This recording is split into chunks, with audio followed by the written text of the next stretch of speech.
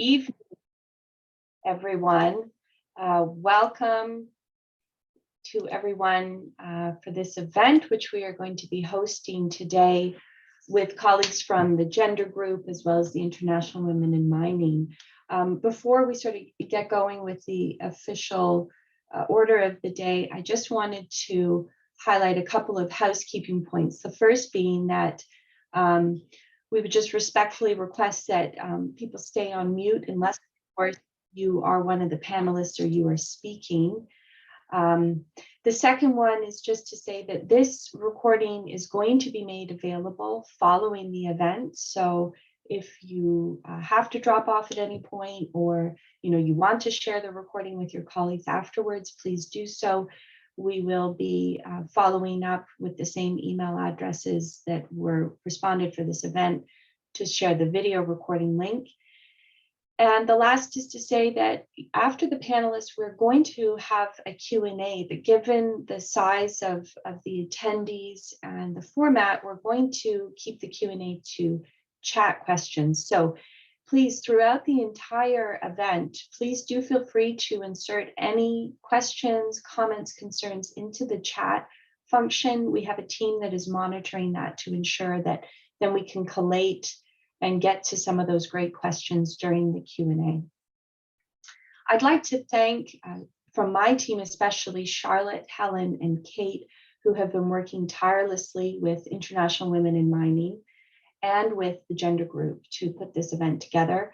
I want to thank Hannah and her team for collaborating with us on this event today as part of their year-long Accelerate Equality series. We're really proud to be a feature of this important endeavor within the gender group of the World Bank.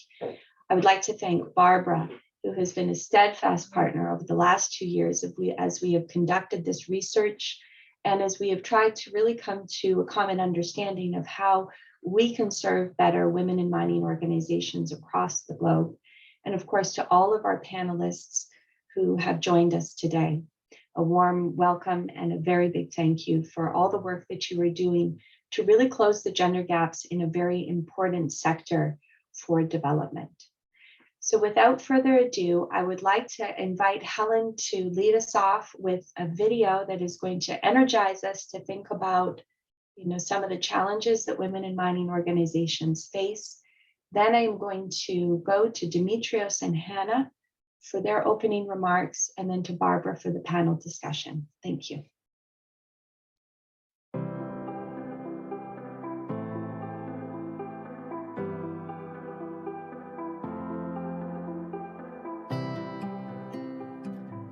Uno de los retos más importantes para IWiM Colombia es ser agentes de cambio.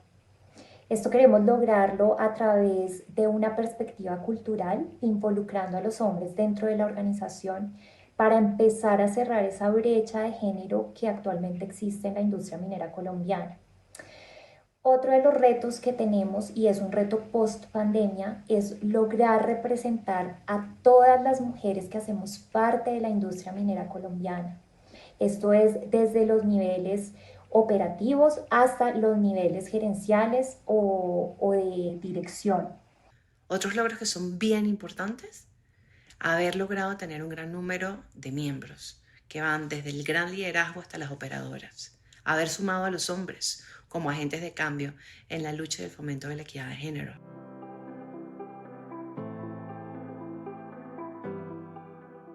Uno de los principales retos que sin duda tuvo que afrontar nuestra organización fue la llegada de la pandemia. Apenas dábamos nuestros primeros pasos cuando fuimos sorprendidos por el virus del COVID-19. Esto nos obligó a reinventar nuestras campañas de promoción de la mujer y a reinventar el modo para mantener el compromiso de nuestros afiliados y de nuestros asociados en el Ecuador. Y actualmente formamos parte del grupo de los principales actores de la industria minera en Ecuador.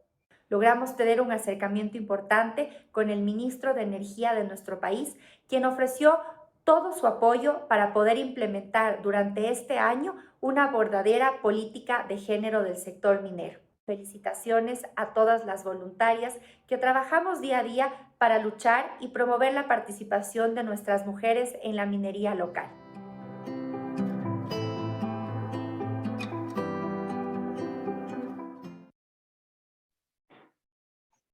Wonderful. Welcome, everyone. That was just sort of a teaser of some of the voices of women who are working in their mining sectors to promote, close gender gaps, and to improve women's standing in both economic and social domains of the sector. So welcome today to this event. I would like to first welcome two very important people within the organization of the World Bank working to promote gender. First, I would like to welcome Dimitrios Papathanassiou, who is my global director, a steadfast supporter of women's issues in oil, gas, and mining, and also in the renewable sector. Dimitrios, the floor is yours, followed by Hannah from the gender group. Dimitrios. Thank you very much, Rachel. And depending on where you are and where you're connecting from, good evening, good afternoon, and good morning. I am the Global Director for the Energy and Extractive Global Practice for the World Bank, and it's great to welcome you to our launch of the Impactful Women, Examining Opportunities and Constraints for Women in Mining Organizations Worldwide. This is the report we're launching today. Now, yesterday we celebrated International Women's Day, and this is an opportunity to celebrate women's social, economic, cultural, and political achievements worldwide. At the same time, it is a stark reminder that the pandemic has widened gender gaps and has reversed gains in women's human capital, economic empowerment, voice, and agency achievements. This somber trend is particularly glaring in the extractive sector, where the gap is already wide. The formal extractive industries have historically been male-dominated, from leadership roles in major corporations to jobs working in mines. Today, we estimate that women account for only 22% of oil and gas industry employment globally. This number is even lower in mining, placing the extractive sector at the bottom of industry rankings, and it's second only to construction. We have a long way to go. In the informal, artisanal, and small-scale mining sector, which employs over 44 million people worldwide, women make up around 30% of the total workforce, and up to 50% in Africa. However, they are more likely to work on riskier, lower level, and lower paying jobs compared to men. Worse, they only earn about 1/3 of what their male counterparts make. Women in mining organizations play a pivotal role in narrowing these gender gaps. They connect women with mentors, share on job vacancies, and provide capacity building. They can also inspire and support women to join or establish their own organizations, scale up their impact, and drive changes that transform the business. Today, we will discuss challenges faced by women in mining organizations worldwide, celebrate their successes, and see how they were impacted by the COVID-19 crisis. Our report findings will help shape our discussion. The report highlights some of the most significant opportunities and challenges facing women in mining. It also aims to strengthen women in mining organizations around the world. Notably, the report includes a rich data set that can help women-led mining organizations build their capacity and develop data-driven solutions. With that data, partners can better identify entry points to support and engage with women in mining organizations and help achieve gender equality in the mining sector. At the World Bank, we are dedicated to supporting women in mining organizations, and we hope you will join our efforts to close the gender gap. Thank you very much for joining us, and looking forward to the launch of the report. Over to you, Hannah.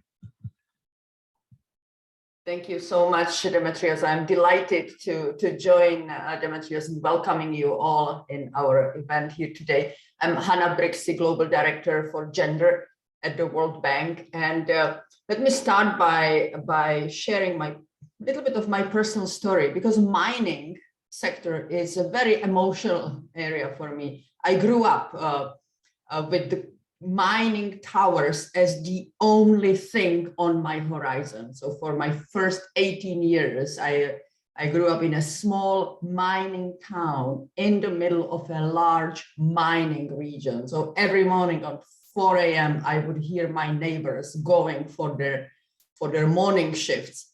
And going to school, I would be walking among all the coal miners returning from their night shifts. And I observed, as Demetrios said, that the mining industry has historically been dominated by men at all levels, from leadership roles to jobs in the mines. And I was wondering, growing up, what the mining jobs would look like if actually women could participate. Now, the report we are launching here today is very important, as it gives a better understanding of the challenges and also a good sense of the opportunities. So in terms of the challenges, the three most cited that caught my attention is the challenges facing women in participation in decision-making, in access to leadership positions, and workplace safety, including gender-based violence. But the opportunities in terms of policy actions, in terms of developing gender-inclusive workplace, and also giving examples of success that can motivate governments, motivate companies, and motivate women, including women entrepreneurs, are very, very important. Now, we know from years of research that more balanced participation by women in the labor force and in companies can drive productivity and innovation and enhance company engagement also with local communities, and ultimately raise profits for the business. So, for example, recently a survey of top 500 globally listed mining companies found that 18 mining companies with 25% or more of their board comprised of women had an average net profit margin that was 49% higher than the average net profit margin for all the top 500 mining companies. There are also very good examples at the local level. So recently, a new study from India, for example, shows a positive spillovers that are possible from the mining sector, including women's outcomes improving in the vicinity of mines, and also reductions in barriers in access to medical care, and reduced tolerance of physical violence.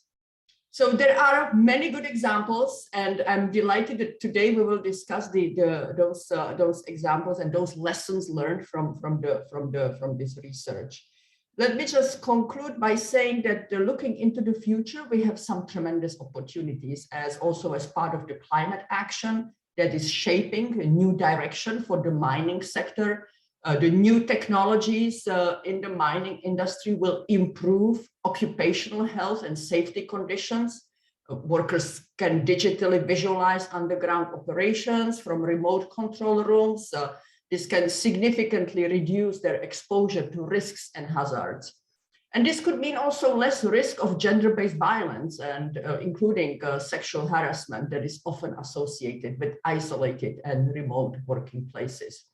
So I'm very much looking forward to the discussion today, and huge congratulations on this report. And importantly, I'm really grateful for the excellent collaboration that we have with the mining and gender teams jointly trying to improve the opportunities for women in the mining sector across countries. Thank you.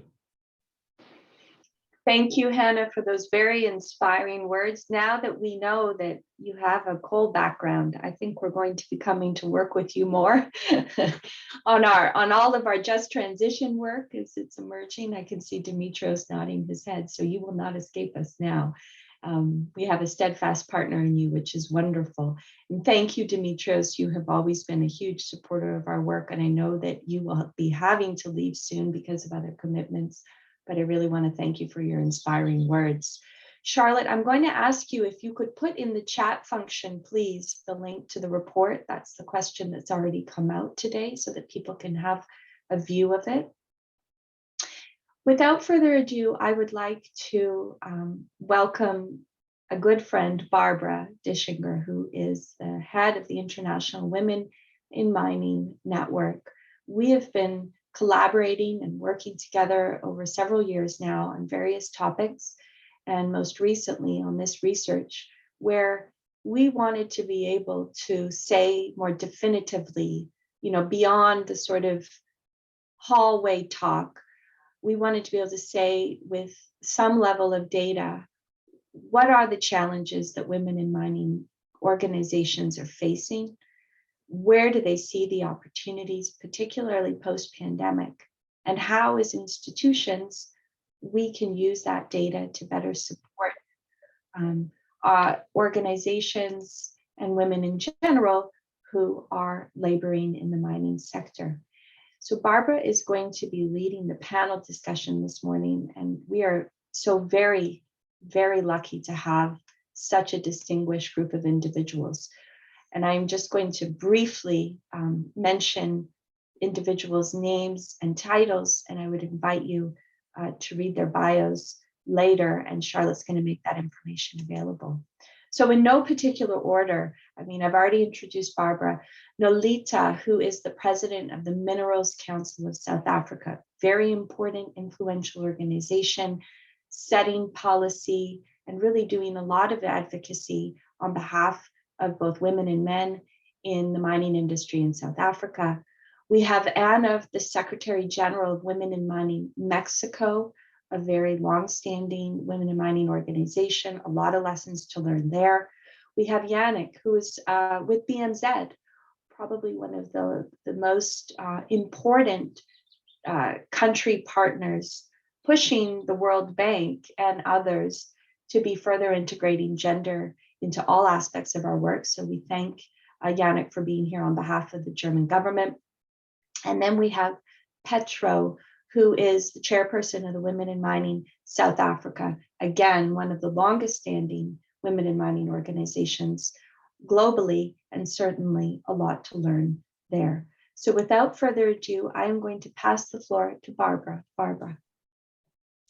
Thank you very much, Rachel. Good morning, good afternoon, and good evening to all of you. Thank you for joining us today, and I hope you all had a wonderful International Women's Day yesterday, and wish you all a remaining good Women's History Month. A few words from me to set the context for our panel. First, who is IWiM?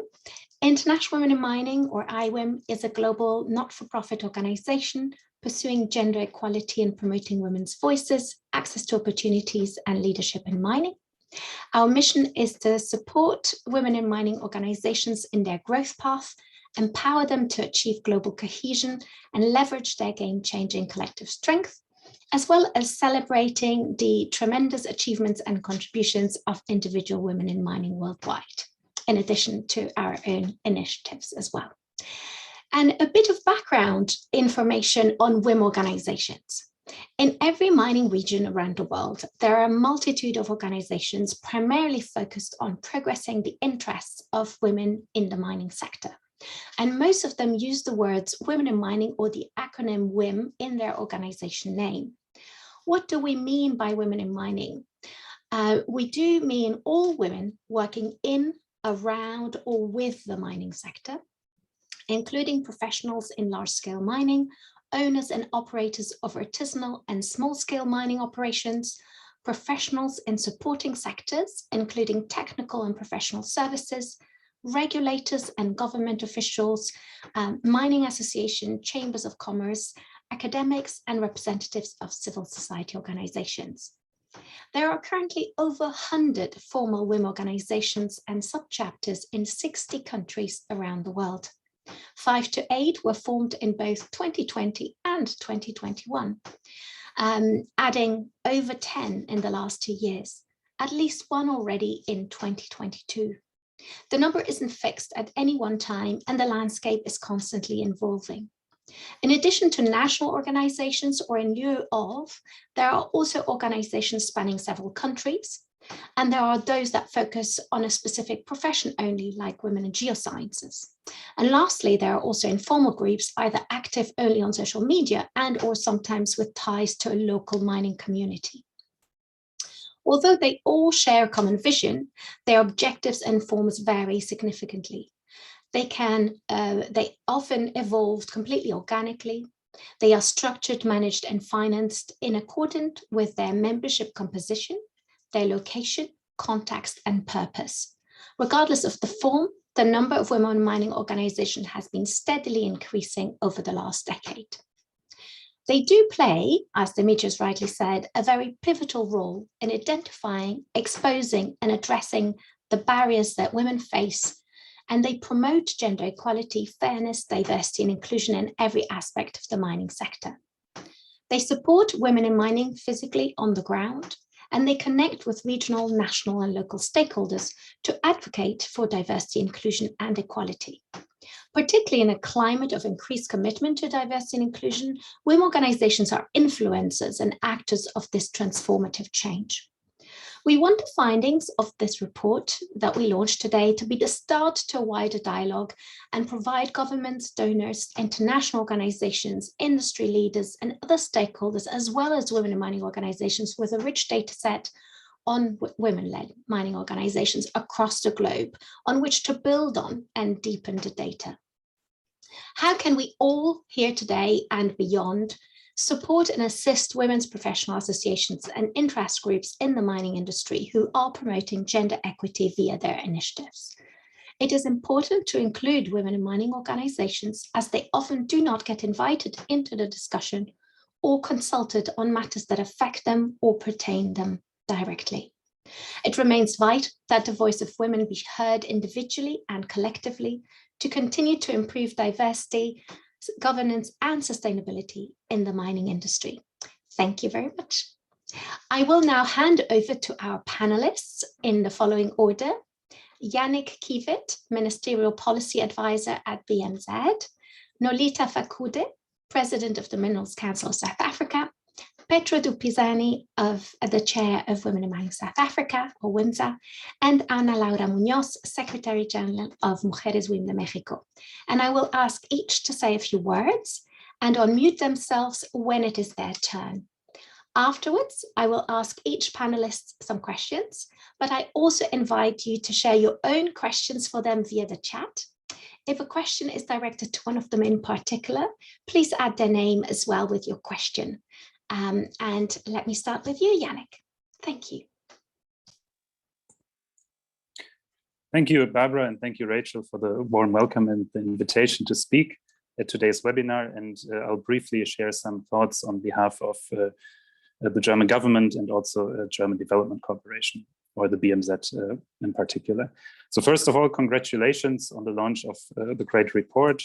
It really shows the positive impact, as we've heard, that women in mining organizations can make on the ground in different countries, but it also reminds us that there are still persisting challenges. We've heard about the lack of participation in decision-making, but also when it comes to the more operational aspects of these organizations, such as access to funding.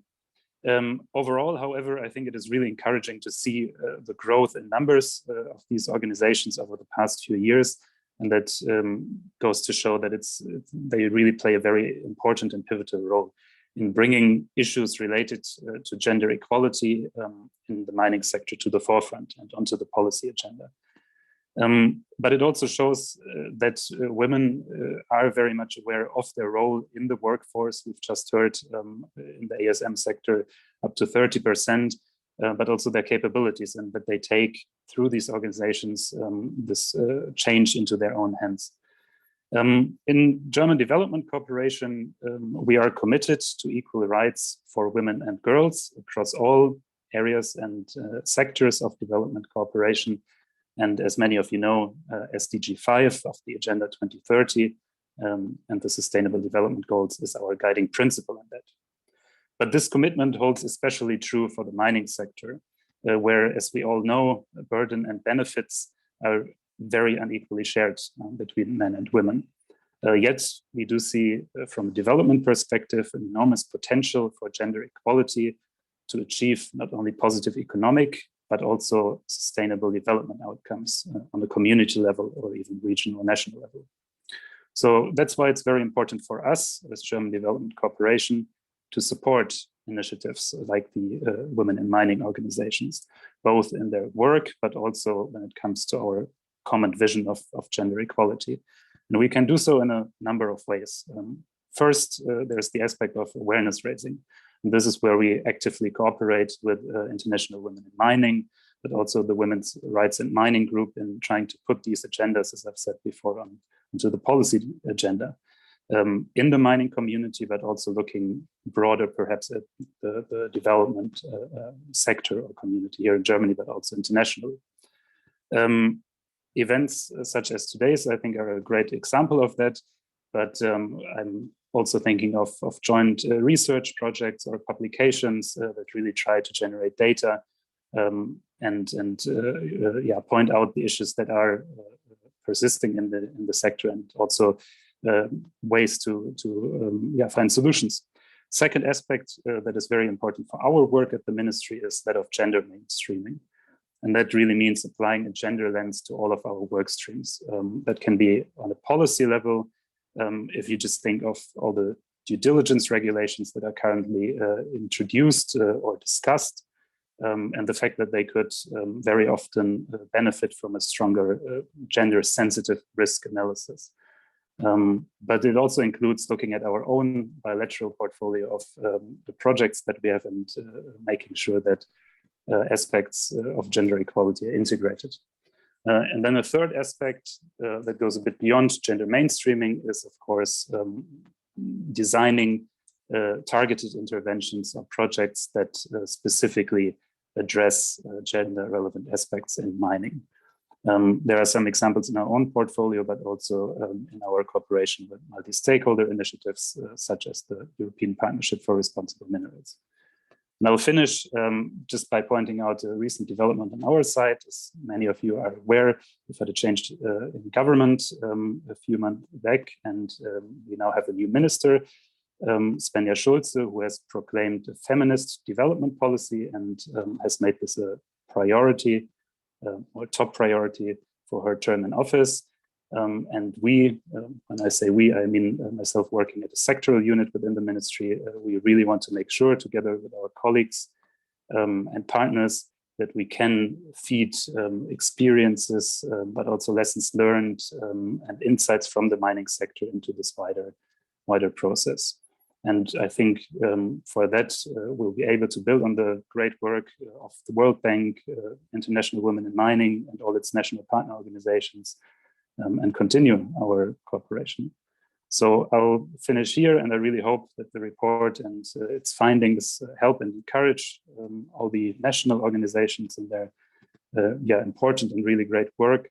And as I said before, you can count on us for support. Thank you. And with that, I'll hand back to you, Barbara. Thank you. Nolita?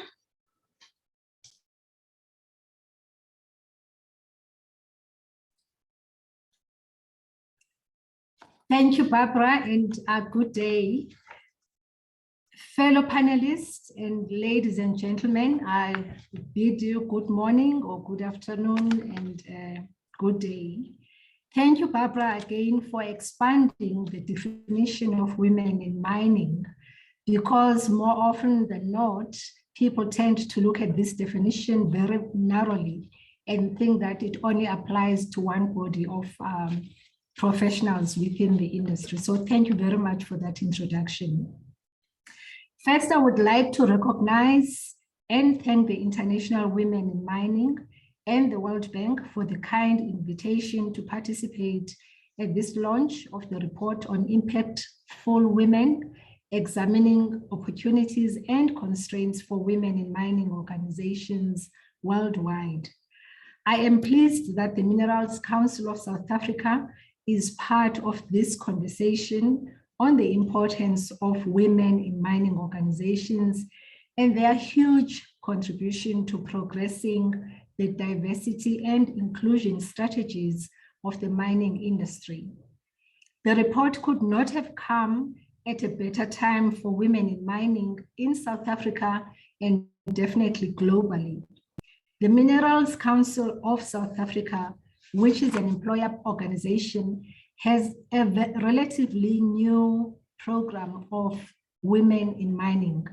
Only in 2019, the Minerals Council embarked on a gender diversity and equality initiative, which resulted in the development and approval of a women in mining strategy by our board.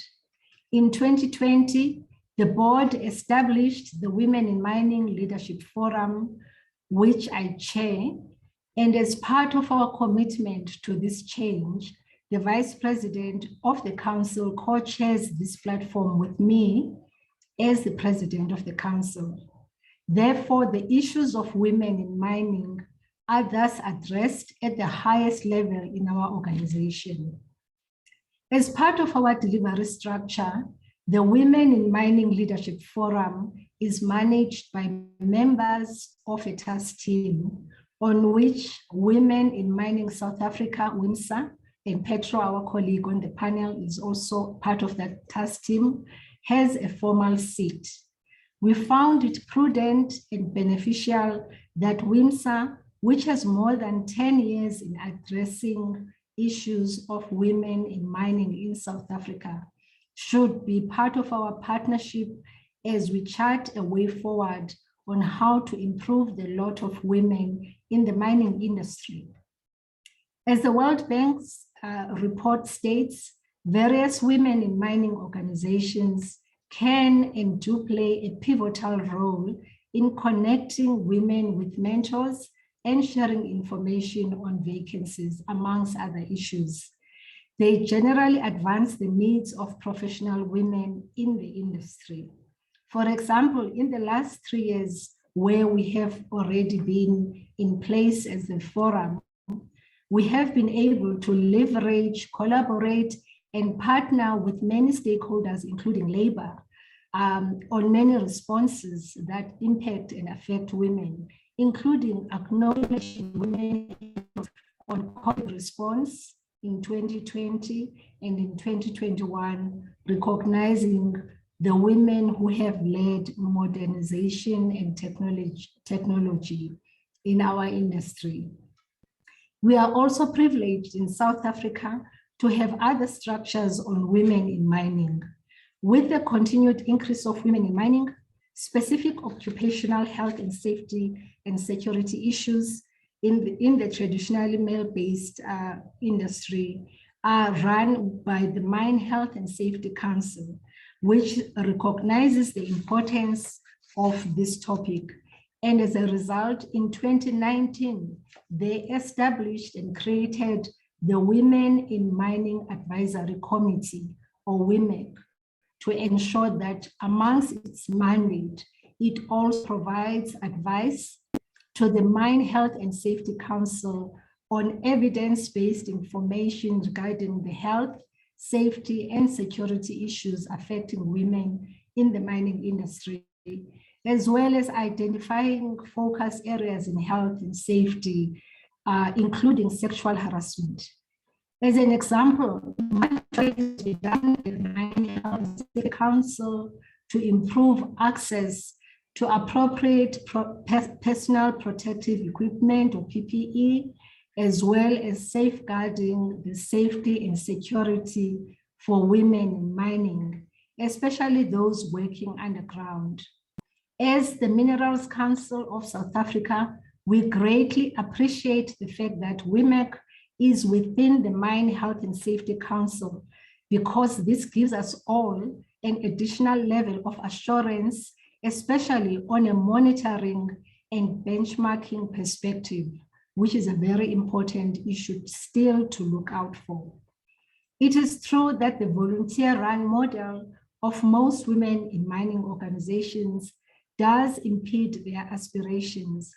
And our member companies, however, continue to support the involvement of women colleagues in these structures, and sometimes do lend financial and other forms of assistance to ensure that women in organizations prosper as much as they can. However, we do know that much more can still be done to provide stability for these structures, as well as independence, because it's important that these structures have got their own independence outside of the other operating structures.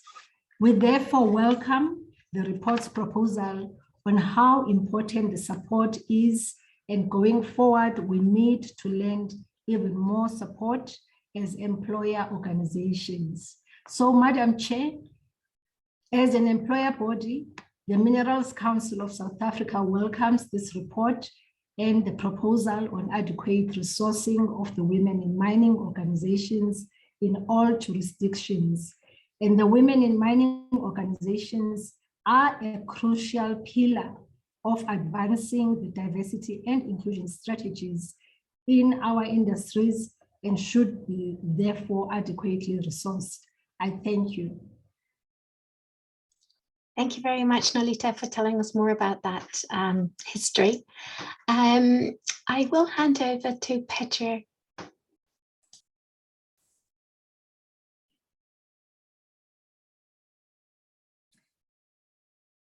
Good afternoon. I'm from South Africa, and thank you for the opportunity to tell you more about Women in Mining South Africa and the work that we do.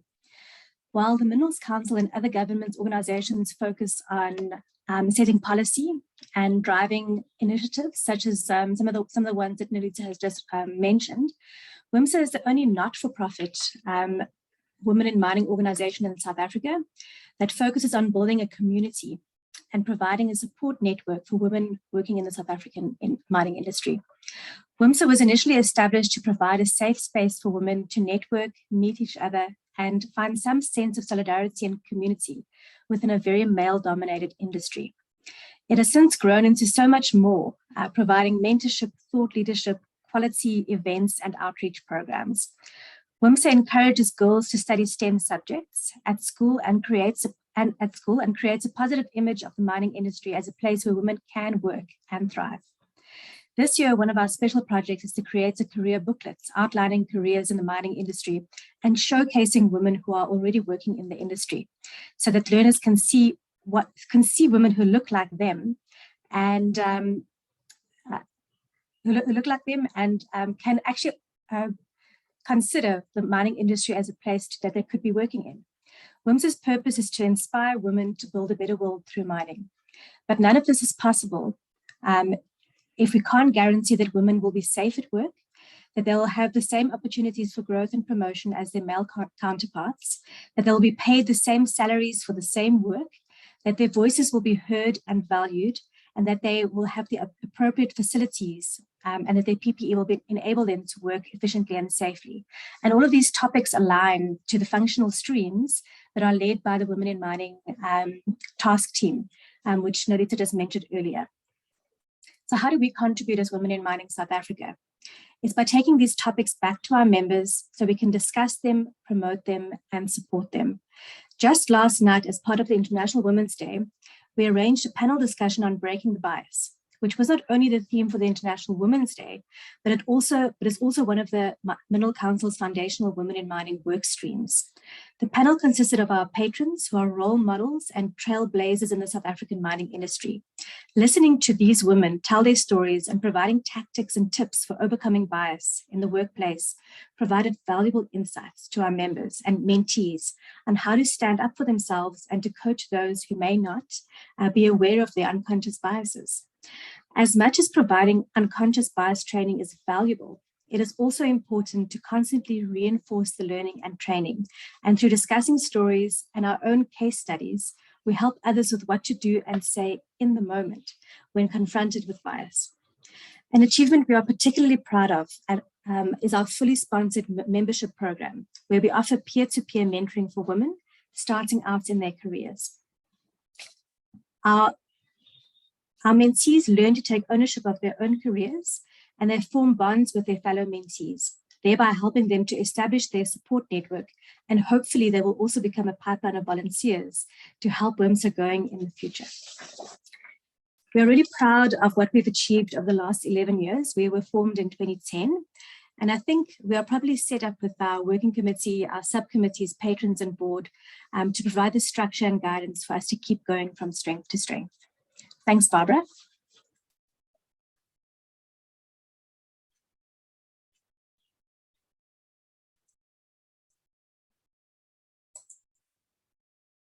Sorry, I need to find my unmute button. Anna, over to you. Thank you, Peter. Hi, Barbara. Hi, everyone. Good morning, good evening, depending where you are.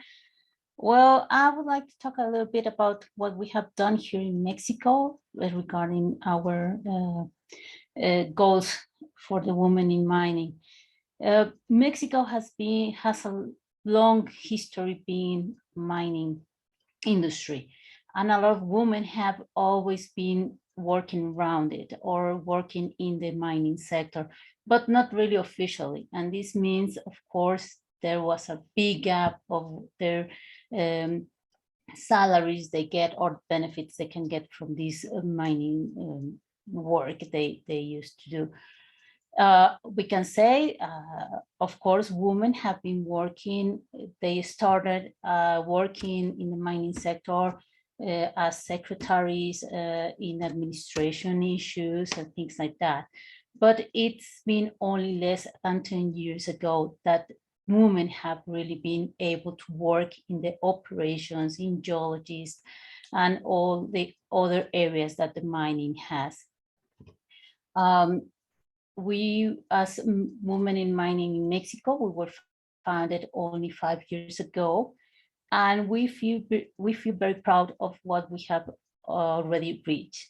We started working together with the two main mining associations here in Mexico. One is the Mining Engineers Association, which has a long story, and also the Mining Chamber of Mexico, which has more than 90% of the mining operations here affiliated to them. So we have been working pretty close with them. And one of the first things we did is trying to get more reports or information regarding the women participation in the mining sector here in Mexico. For example, we now know that we have only 16% of the participation in the labor sector is women right now, and it's the same number we got the last 2 years.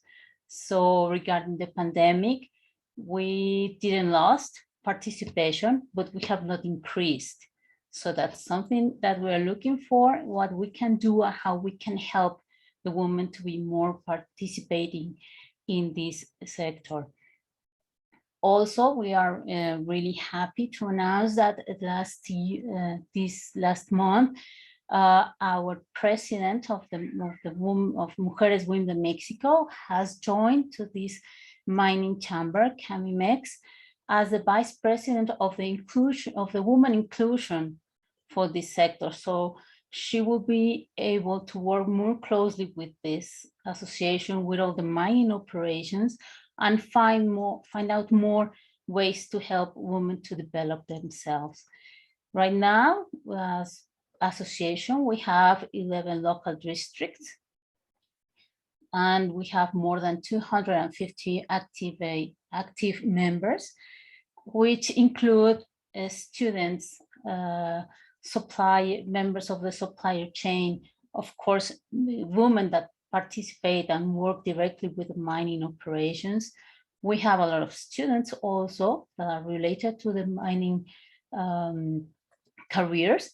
And of course, we have men that are involved with us, because we really believe that we need to participate as a teamwork with men and women, because we find out that here in Mexico, it's a lot of the cultural mind that we have to change in order to be more able to participate and be able to get to the decision-making roles that we need, so we can help all the women that are coming from the next generations to have more opportunities in this sector. Thank you very much, everyone, for sharing a little bit more about your organizations and how it sort of feeds into the theme. If people could start, if they have questions, start putting them into the chat, we'll pick them up and they will be transmitted to me. I'll start with a question to Yannick.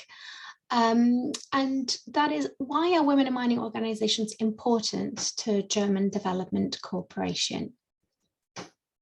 And if you could keep it brief so that we can ask more questions. Yes, I'll do that. Thanks for the question. And I think I will start by pointing out something that seems extremely obvious at this webinar, but women in mining organizations are run by women who work in the sector. And that means that they have firsthand experiences of issues and challenges, but also know what things need to change, essentially. And this really helps us by cooperating with these organizations to get a lot of input, a lot of listen to their voices and get the foundation that we need to really make informed policy decisions and also design our own projects. And we do have, as I said before, we do have projects in the mining sector in some partner countries. But if I look, I've heard now 60 countries with women in mining organizations. That is just much broader than what we could even cover through our own organization. So it's very helpful input for us. And also, just one more point.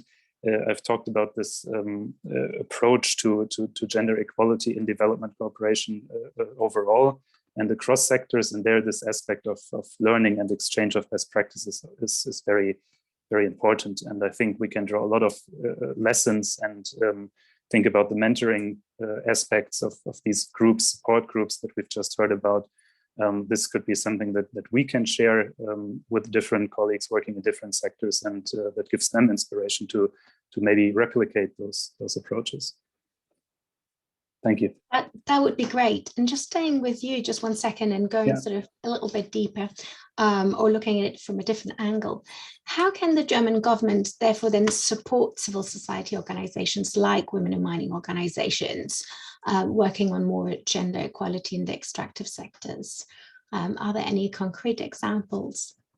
Thank you. Absolutely. I mean, I've mentioned this perhaps on a more abstract level before, but I think it's basically two sides. On the one hand, it is about really making sure that we provide spaces and also platforms for these organizations to make their voices heard and share their experiences, and where we can help as the BMZ, but also through our partner organizations, GIZ, to facilitate this process and maybe to partner for side sessions at mining conferences, at roundtable discussions and so forth. It's something that we very gladly do. And then the second aspect is maybe on a more operational level, the way we can support through our own projects. We can partner up with local NGOs, organizations, and together work on capacity development, awareness raising, also trainings that can then be scaled up. And just to make that tangible, one concrete example, we have a GIZ resource governance project in West Africa that cooperates with a local NGO in Sierra Leone. The NGO is called Women on Mining and Extractive. And together they've partnered to provide trainings and also capacity development for women in the ASM sector. And not long ago, they organized the first female artisanal miners in Sierra Leone conference. So that would be one example of how, you can build on structures and efforts that are already there. And for us, it's about, providing the resources and also the capacity that enables them to continue and also broaden the impact of their work. Thank you for those concrete examples and sort of sharing more information on that. I'll move to Nolita for a little bit more detail, if you don't mind, Nolita, on, so first of all, it has been absolutely fantastic to see the Minerals Council in South Africa nominate you as their first female president. of the Minerals Council in South Africa last year, so that was super. We have seen closer cooperation between WiM organizations, governments, and Minerals Council and mining associations over the last few years, not just in South Africa, but also in other countries. Can you share a little bit more about your work with Mineral Mining South Africa and how a WiM organization can work with a national government towards an action plan? Is there like a roadmap to that kind of interaction? What do you suggest other women in mining organizations do to sort of emulate the relationship that you have with WIMSA?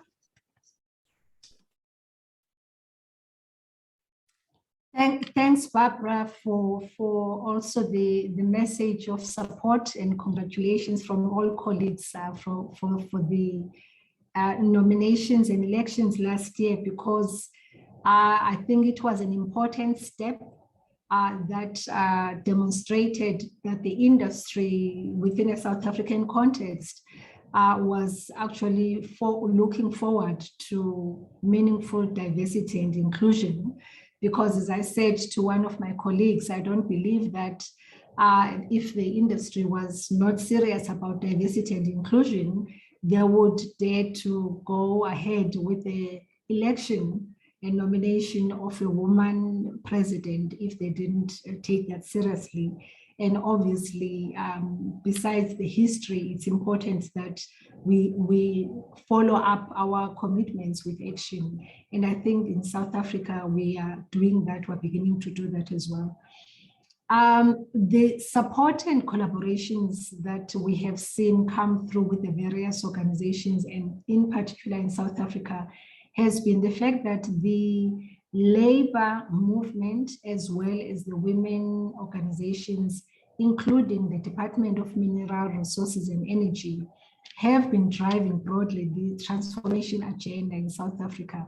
We've got various pieces of legislation that reinforce and support equality, whether it's Employment Equity or Black Economic Empowerment Act, and other various pieces of legislation that support equality in the workplace, and specifically for women. And the mining industry, like other sectors, have also had their own industry charters that have been giving them the frameworks in terms of how to include women within the economy. But we do know that one of the missing pieces within that particular strategy has been the alignment and integration around action plans, as you say, and also having clearer commitments to what is going to be the roadmap going ahead. And what we have seen now with DMRE, they have started engaging with various stakeholders in setting up a strategy for women inclusion, not only around the employment equity or even just the representation of women at a professional level, but right across the supply chain and the value chain. So including the representation of women in procurement, the representation of women in technology and innovation, but also more importantly, to make sure that our economic inclusion strategy as an industry also goes beyond the factory gates. So we're not only talking about employees, but talking about how we include and impact positively society and the host communities in particular. And so that has been the broad strategy. Practically, I know you're looking for examples. In the last 2 years with COVID response, we have seen greater collaboration, for instance, amongst all these stakeholder organizations, when we realized that one of the key issues that was really rearing its ugly head was the issue of gender-based violence coming through from all sectors of society, but also affecting women in particular at home. So the industry partnered with the Department of Justice. We partnered with a lot of the civil society organizations, including UN Women and also the shelter movement, to make sure that we cover the ecosystem within the host communities to make sure that there is that support available for women as much as is possible. And also for women who are working from home, the technology has been able to help for women to be able to accelerate their careers, and hence we were recognizing the women in modernization, because it means that it is possible to think differently around the roles that women can play in the economy and also in decision making by leveraging technology and also partnering with all the stakeholders. Thank you, Nolita. And with those partners and stakeholders that you're working with, so how do the implementation mechanisms of the action plan work? How are you measuring progress, for example, or how do you know that it's being impactful and going in the right direction? And if it's easier for you to sort of focus on the element of that you just mentioned, gender-based violence, or others, just to give us an example that works as well. But just to sort of go one level deeper for half a second into how does it work in practice? So still a lot of work to be done in that area, but how it's worked in practice, for instance, we have in the country what is referred to as the National Strategy Plan on Gender-Based Violence and Femicide, which is actually hosted and housed within the country's presidents. So it's within the presidency. And within there are 5 pillars of that strategy. And one of those talks to the economic empowerment of women, for example, being one of the pillars that need to be addressed to deal with the issue of women being able to be independent and also escape gender-based violence. And the women associations and women movements have been part of those engagements with the presidency as part of the NSP. And also the Minerals Council looking into those. We have also working with our member organizations championed the fundraising that was required by the NSP to raise funding for civil society, so that the fund on gender-based violence is there for the country to support civil society, because monitoring is important, as we've indicated, but also availability of support and resources on the ground is absolutely crucial. And so that is just one practical example where we've taken a national challenge and an issue and start unpacking it to make sure that each sector understands what needs to be done and what is possible. And also with South Africa embracing and adopting the C190, Convention 190 of ILO on bullying, harassment, and victimization, we, with various organizations, supported that bill through Parliament. And now that bill has become an act, and the Department of Labor is going to monitor employers and the workplace to make sure that we prevent the whole issue and mitigate truly the issue around victimization, bullying, harassment, and also gender-based violence. And so we are in the initial stages, I think, of aligning all the various interventions and initiatives that we've had over the years. And the intention is that then even within the Minerals Council, as one of our foundational pillars, we have annual dashboards that we will be able to monitor the progress or challenges that we see along the way. Thank you very much, because you know, we don't often get to see how it's all connected and how it really works. So thank you for being transparent and sharing a lot more about that, so we get a much better idea of how it works in South Africa. Continuing with South Africa, Pedro, obviously WIMSA has been going from strength to strength and has been in existence for 11 years. I remember sort of the first days. What has been the key reasons, in your opinion, for your success?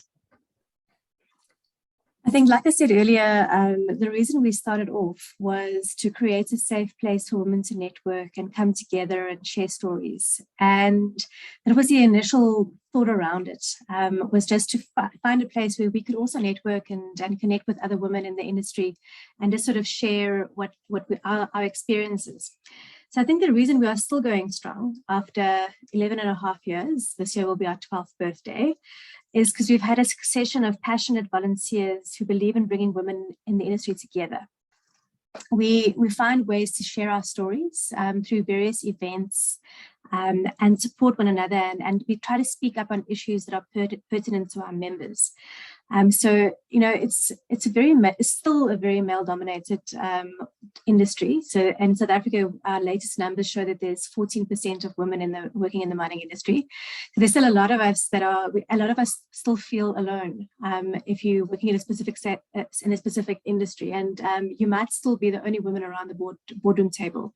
We might be the only woman who showed up to a specific meeting, and it's nice to have a support group and a network of women who you can bounce ideas off, and you can go, I was faced with this situation, how would you have dealt with that? And I think that's what's made it so strong, and why it's continued to go from strength to strength.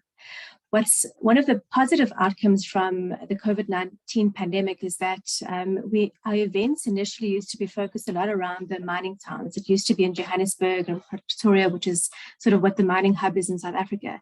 But with the pandemic, a lot of our virtual events were then more widely attended by lots of women across the whole country. So we actually could make our platform bigger. And I think we got to a lot more people as a result of that. So for me, it's a mix between covering very pertinent topics to our members, you know, making sure that we're talking about things that are important to them and bringing them together to sort of share stories. And then the second thing is that we try and mix in a little bit of fun with it as well. You know, so our underlying values are that we are caring, we work with integrity, we work with commitment and collaboration, and then one of our values is fun. So if you've attended one of our events, you'll see at the end of it, we'll all be dancing and we'll play some music and we'll have a bit of fun at the end of our events. And I think that's what's kept us going. Is it's a nice place to meet new people. It's a nice place to talk about issues, and I think people want to be part of that. And I think that's why we've managed to attract sponsors. And each year the sponsorship gets a little bit bigger and a little bit bigger, which means we've had to really firm up our governance, make sure that we have a proper board, we're a proper non-for-profit organization.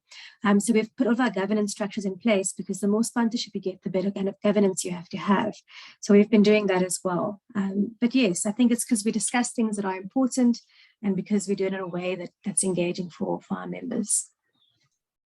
Thank you, Petra, for sharing that. Considering you're almost a senior in a way to lots of newer women in mining organizations that have appeared over the last few years, and although the reality is very different in each country, do you feel that there are commonalities that would allow your work, for example, with the Minerals Council of South Africa, to be replicated by other WIM organizations in other countries? And could and should this be done, in your view? I definitely think so. So Melissa didn't necessarily mention the work streams that have come out from the Mineral Council. There's 6 of them that came out. And I think those 6 work streams are replicable across any women in mining organization and any government. Then they specifically talk about preventing gender-based violence. They are around gender diversity and inclusion. She mentioned the dashboard, so we can know where we start and where we'll end. Then it's all around unconscious bias, you know, and how do we prevent that in the workplace. And then it's around building an inclusive physical environment where it's comfortable for women to be able to work, and that we look after what their needs, and also making sure that people have the correct PPE, you know. And I think those sort of topics are topical for every single women in mining organization across the whole world. So I think it's definitely a good start to partner with your government institutions. Like I said earlier, Our government institutions set the policy. So they'll say, these are the policies, these are the guidelines, this is what our company should be adhering to. But what we do in WIMSA is we try and make it practical through discussing those topics, through going, what does it actually mean? How do we address those issues in the moment every day at work? So what do we do with that? And how do we give people practical ways to deal with a lot of these issues through our talks and through our events and through our training and through our mentorship programs? So yes, I think there's a lot of commonality. And I specifically remember we had 2 interactions with 2 other WIM organizations last year, one of which was WIM Argentina and the other one was WIM Zambia. So we got together and we spoke to each other about the issues that we are both facing. And it's the same. It's the same issues, so that we can find a lot of commonality with our sisters in the other countries as well. Thanks, Barbara. Thank you. Ana Laura, coming to you, and will afterwards check also if there are any questions from the floor. Ana, you have been a member of Mujeres WIM de Mexico, but you also then volunteer and came on board as the Secretary General. What made you decide to volunteer for your WIM organizations? How do you see the volunteer structure that lots of WIM organizations depend on? In your views, is that working? Is that enough? How are you overcoming all of the challenges, and are you succeeding in implementing the initiatives that you want to put in place? Well, why I decided to get involved in Mujeres WIM de Mexico? Well, it has a lot to do with what Petro has just said. I was feeling a bit alone in this mining sector. I've been part of the supply chain. When I first got into this mining sector, I was part of a business that used to give conveyor belts maintenance.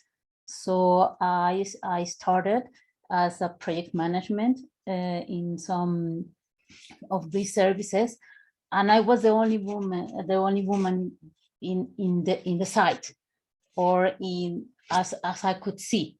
I knew there were more women, but they were in house cleaning, they were in the administration. They were really far away from me. So I had a really good team working with them. My partners were and co-workers were really nice with me. I had no issues, no problems with them, but I was alone. I was the only woman. So when I found about this organization, I felt that it was a good way to be part of making the women feel they were not the only one. They could have more partnerships around. As I mentioned, Mujeres WIM Mexico was organized 5 years ago.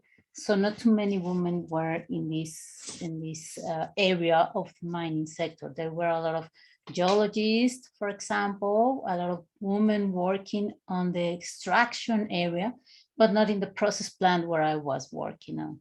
So maybe that was the most important issue that made me want to be part of this association. Regarding the volunteer work, well, it's not always easy. You know, women, we always like to say, yes, I will work, I will participate, but then we get involved in too many things, and then we don't have enough time to dedicate to this association as it is requested, if you want to really get the goals you are committed to. But I think this is where the leadership comes inside, because the leaderships have to show that it is possible to do it, that you can organize yourself, that you can do whatever you want. It's only a matter of getting really organized. For example, I think that's been really a challenge for me because of this pandemic, also because I had to be mom, teacher, woman in mining volunteer, and I also have my own company for the mining sector, being a supplier. So it has to be really to be really able to organize yourself, really think what are your priorities, and don't forget why you got involved in this for the more important issue. Of course, my family is important. Of course, my company is important. Of course, myself, I am important. But also, I don't have to forget what it means to be part of this association. It really means it's really important for me to be able to share and to be able to help other people. And I think that's what most of the volunteers sometimes forget. Maybe you don't think it's really important what you're doing, or you don't see the results in a short time. And I think that's why a lot of women then start to get a little bit disappointed of being part of this volunteer work. But I think you have to think in a long term. It's not something that you're going to change in 1 year or in 2 years or in a month when you want to see the results. You have to keep working, and you have to keep thinking of, as I said before, the next generations that are coming, and that we really want to leave something for this future. That you want for example, our vice president said that we're working so the women in mining associations don't have to exist in the future. So that's our goal, and that's what we really have to focus on. And in this way, I think the volunteers will feel more compromised, and we have this time or try to make this time to work and to be more involved. And it's a challenge. As I said, we always want to see results in a very short period, but I think that if we give the example, it will go further to the other people. Thank you, Ana Laura, for your volunteering, your leadership, and your dedication. I have a question from the floor, which I will address to the whole panel, and who wants can sort of answer. The question is, what kind of financial sort of resource is available to artisanal and small-scale miners? I know that some countries obviously have women in mining associations and cooperatives specifically sort of supporting artisanal small-scale miners, but do you in the panel have an answer to that?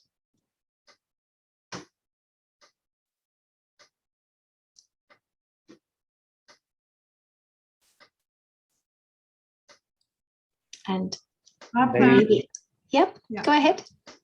Yeah, sorry, I was going to say that probably we could get back with that information and share what is available, because different countries deal with artisanal mining and small-scale mining in different ways. But top of mind for us, for instance, in South Africa, we've got junior miners who are part of our association, but artisanal mining is still an issue that we're discussing with government in terms of how to manage that process. And so we can share the information that we have with the colleagues. That would be good. And then we can add it afterwards into the pack with the recording that we send to everybody. Yes, Yannick. Yeah, just a very short addition from my side. I mentioned before the European Partnership for Responsible Minerals. And I know that there has been one project in the past that focused on women's empowerment in credit and savings, I think in the Democratic Republic of the Congo and the gold sector. I can also share the link. I will try to share the link in the chat still, if not as a follow-up.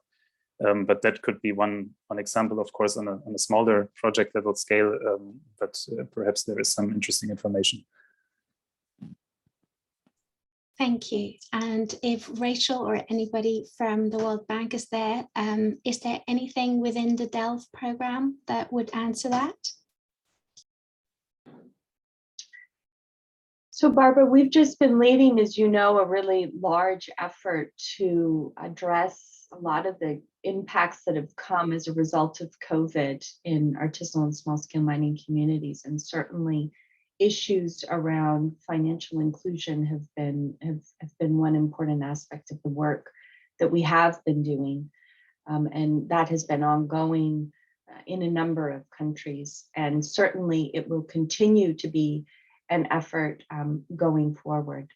Yes. Thank you. I hope this answers your question to the person in our audience. I have a joint question for Ana Laura and Petro.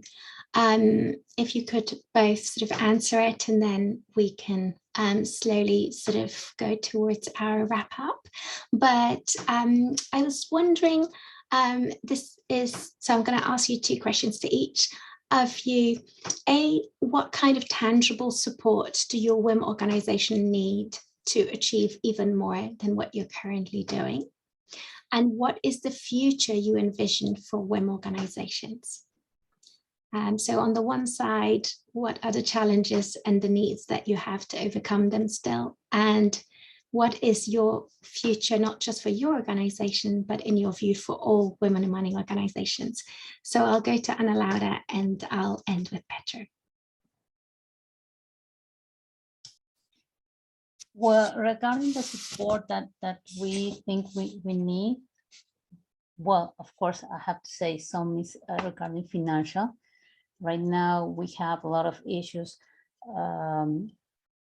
For example, this technology, you have to pay for website, you have to pay for emails if you want to get in touch with all your members. And of course, sometimes you, for example, you have to travel from one side to another to give some speakings, talks or things like that. So that, of course, that has to be paid by someone. And as we said, this is a volunteer job you do. So some of our volunteers are in high positions. They get a lot of economy benefits from their work or things like that. So they can afford these expenses. But it's not that we want only the same people to have the opportunity to go to visit different sites or to give talks. We want all of our members to be able to do that. So we need financial support, yes, of course, that will always be important. But we also need support of sharing your experiences. That's always really good to know what other organizations have done. So this is, I think this is one of the most important things we get from being part of this International Women in Mining Association. So we can learn from other associations what they have done, how they have worked, how they have implemented some, for example, these mentorship programs. So we can try to implement those activities here in Mexico. Of course, some changes have to be done because of the culture or the distribution we have in the country. But yes, of course, learning from what they have done is really important for us. And what's the future we see? Well, there are a lot of things we still want to do. For example, we would like to be able to feel more, to be able to get more information from the mining sites, because it's not easy to be able to get to that information. Now being part of this mining chamber, maybe that would be easier. But what we would like to do is being part of this, of all the women that are working in the mining sector, but not to be seen as, well, that's a way I can get in touch with the minings and then I can have a job opportunity, for example, or as a supplier, I can get in touch with the purchase department. No, what we want is that we can see that this is for this woman development, woman empowerment, and that we can feel that we can share our experiences and get in touch with more role models that can show us how's the way that we can get to those higher positions that we are looking for. So I think that's what we really are focused on.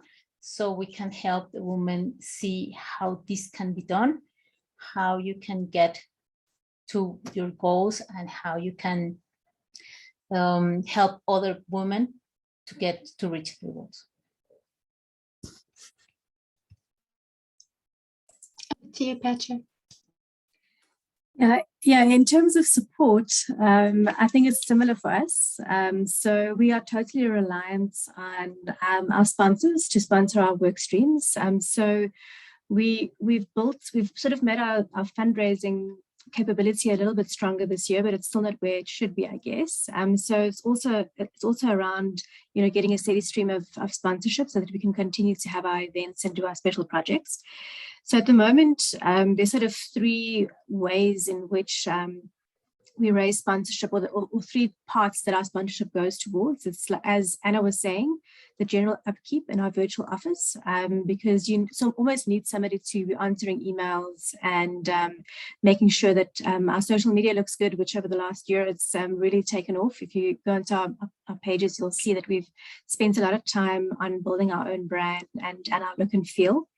So there's costs associated with doing that, with having a social media presence, with the general upkeep of women in mining South Africa. So that's one part that we need sponsorship for. Then our mentorship program, which I mentioned a little bit earlier. We've always been quite strong on mentorship over the last 10 years, but we've really made it formal over the last 2 years.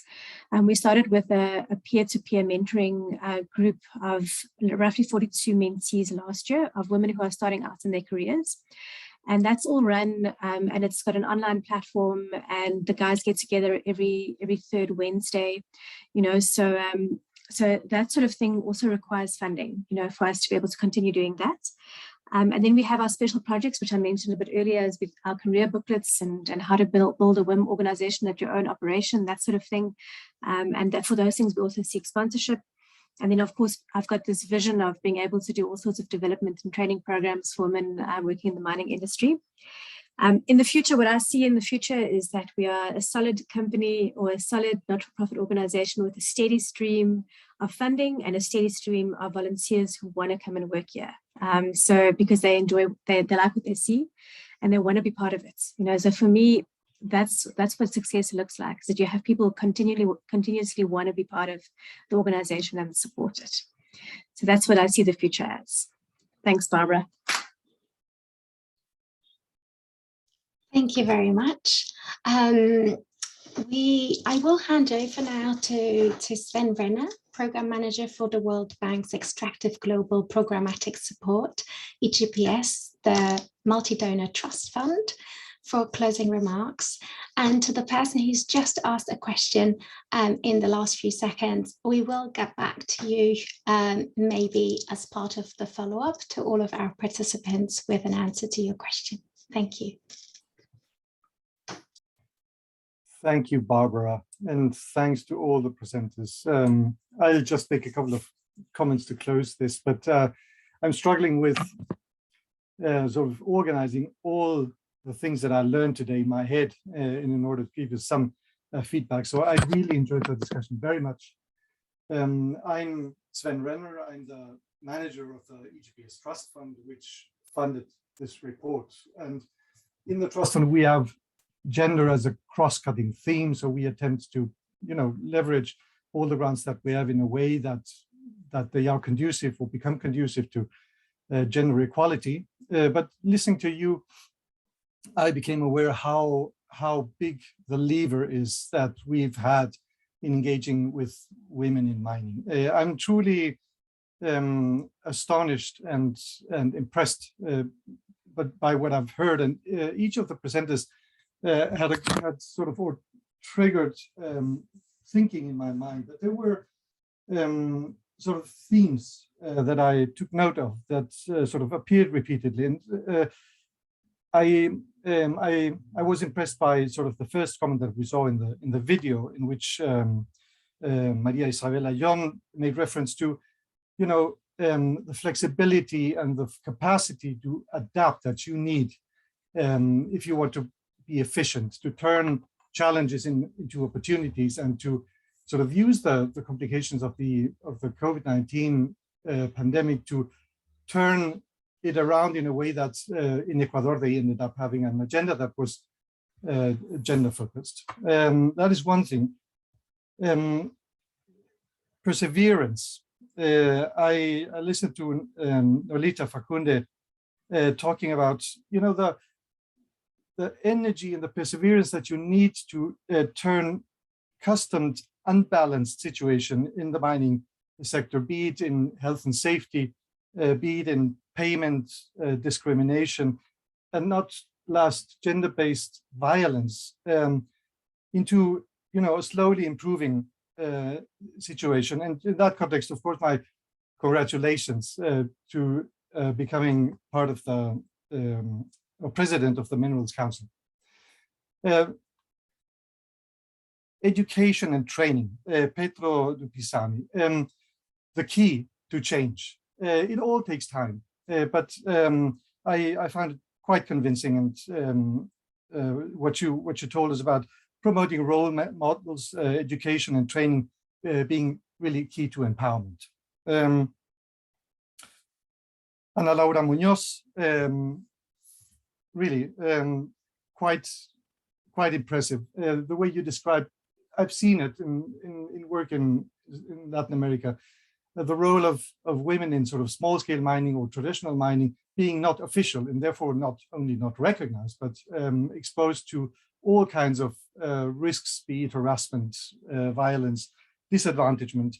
And in that context also, the women in mining of Mexico becoming part of the mining chamber and becoming or getting a voice in the sector, most impressive.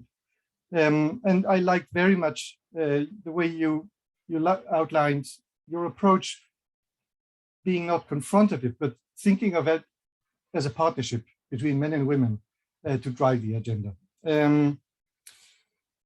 And all, or sort of many of you had also an element that I really like very much, the need to just come together and share your experiences, your troubles, complications, and to help and support each other. So without my true appreciation for today's event, and to give you assurance that this for us is not the end, but all the contrary, we are sort of thinking of, figuring out what are the pilot activities that we could start with women in mining in order to help you to drive the agenda. And sort of having said that, I'm really looking forward to seeing you again and working with you. Thank you, and back to you, Barbara.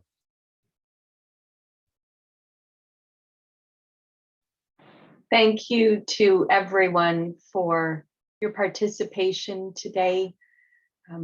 Really to all the panelists who clearly have inspired us. I mean, Sven mentioned so many ways in which he was inspired, and I was nodding my head as well. This is truly, it is the first time that we have put out into the public domain such a comprehensive analysis and understanding of the constraints, but also the opportunities. And as Sven said, the goal is now for us to work in concert and in true partnership with women in mining organizations to address those constraints. We won't be able to do it all, but we're going to try to do the best and the most that we can. And I'm glad that we have Yannick here representing our German partners. We're probably going to be calling on you to help us to get this work done. and anyone else who may be interested in joining hands with us as we seek to really implement the most ambitious capacity building program that we can in partnership with women in mining across the globe, and of course, International Women in Mining as the lead partner. So with that, we'd like to thank you for today, and please do go and read the report if you haven't had a chance yet. So many interesting facts and also a lot of inspiration found within it. And be in touch. We welcome any comments or thoughts you might have about how we can move this agenda forward together. So with that, I wish you a good day or a good evening.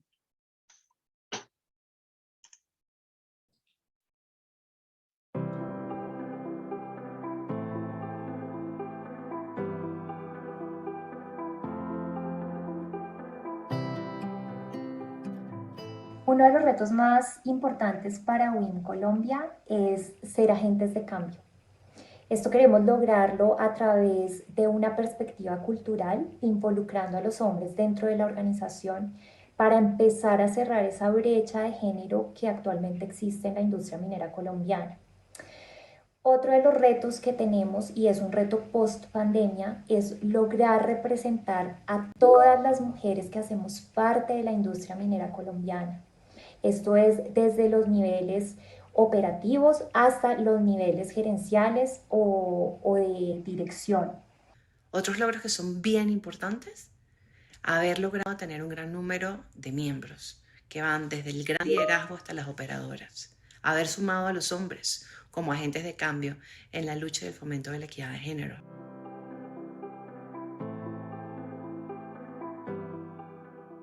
Uno de los principales retos que sin duda tuvo que afrontar nuestra organización fue la llegada de la pandemia. Apenas dábamos nuestros primeros pasos cuando fuimos sorprendidos por el virus del COVID-19. Esto nos obligó a reinventarnos nuestras campañas de promoción de la mujer y a reinventar el modo para mantener el compromiso de nuestros afiliados y de nuestros asociados en el Ecuador. Y actualmente formamos parte del grupo de los principales actores de la industria minera en Ecuador. Logramos tener un acercamiento importante con el ministro de Energía de nuestro país, quien ofreció todo su apoyo para poder implementar durante este año una verdadera política de género del sector minero. Felicitaciones a todas las voluntarias que trabajamos día a día para luchar y promover la participación de nuestras mujeres en la minería local.